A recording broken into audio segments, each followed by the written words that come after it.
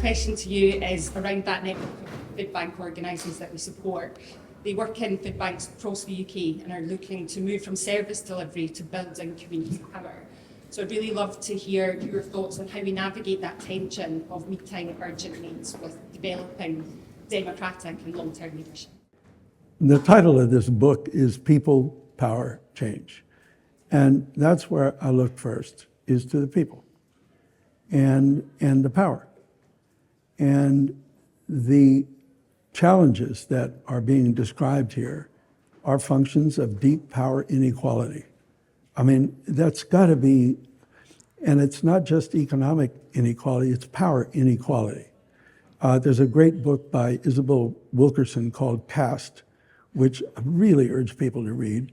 It's a comparison of India, Germany, and the United States in terms of the fact that most of the things we think of as, class bias are really expressions of power inequality. In other words, if I've got power and you don't, I need to justify that I have the power because you're not equipped for it, you're not able, and so forth. Anyway, I'm just saying this to say that the first thing I look at is who's got the power and why is what's happening, and who's responsible for it. Now, as I understand it, and I be completely wrong, the people in the communities with whom you're working don't have a lot of power. Is that right? Which is why you're there. Okay, so how did they get some power? How did they get, how did they get some power in the sense of responsibility, collaboration, and how can I say, the risk-taking that's involved in trying to shift power relationships? Or are they more in a role of needing to be cared for, needing to be taken care of? It's two different things. And I know I had a conversation with somebody who was saying, in these social movements, boy, the leaders have to sacrifice. Turns out it's the people that have to sacrifice.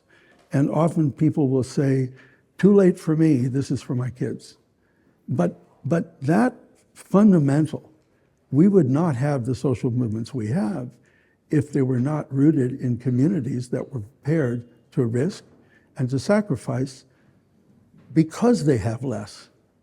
And so it means rejuggling our understanding of resources and what a resource is and what it isn't. And it's why I love the Montgomery Bus Boycott example. Everybody heard of Rosa Parks?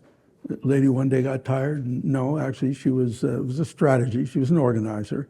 And the idea was to develop a court case on segregated buses.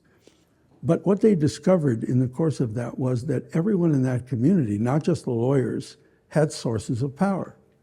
Now, I don't know how familiar folks are with the Montgomery Bus Boycott, but what do you think they discovered their source of power to be? Feet. Thank you. Turns out everybody had feet. Now, if they used the feet to walk to work and deny the bus company the bus fare, rather than using their feet to get on the bus and give the bus company the bus fare, their individual dependency on the bus company could be turned into the bus company's dependency on an organized community. And in organizing, you're always looking for three outcomes, not just one. You don't just want to win the thing, whatever, the law, whatever, but you want to come out of it stronger than you went into it. I don't know if you've had the experience of maybe working on a project or a campaign and you may succeed, but you never want to see anybody ever again who was involved. I say it's familiar. Well, see, to me, that's an organizing failure. It may be that it's a mobilizing success. Oh, you turned out the people to get the thing. What did you build? You didn't build anything. So that's what I'm talking about is the process of building power, which requires commitment, it requires risk, it requires sacrifice, and it requires leadership as you're describing it. The challenge is at what point and when do you actually give them power? Exactly. And see, you can't give people power. It's hard. People have to take power. So then how do you create the conditions under which they can do that? And it's a real mind shift because it's thinking client or thinking customer, but not constituency. Because constituency comes from the Latin, constare, it means to stand together.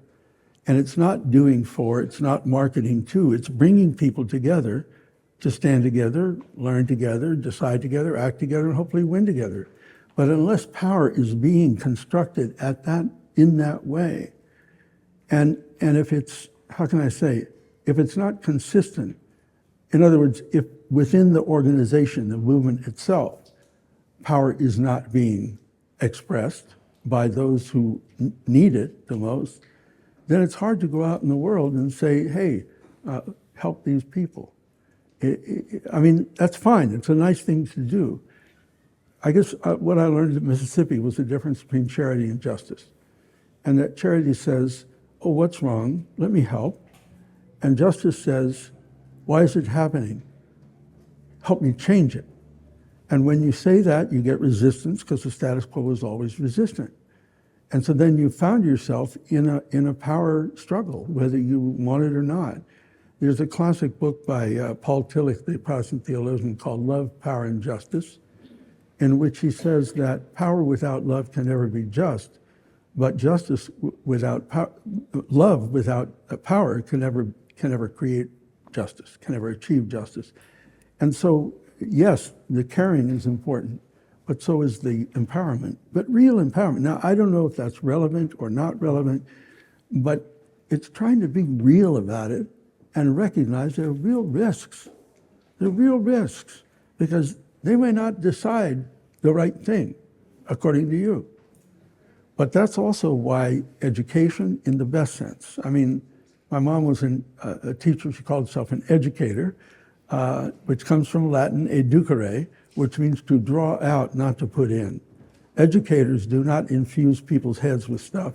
They enable people to develop their own capacity, their own strengths, and their own understanding. So I've landed the plane. You have landed the plane.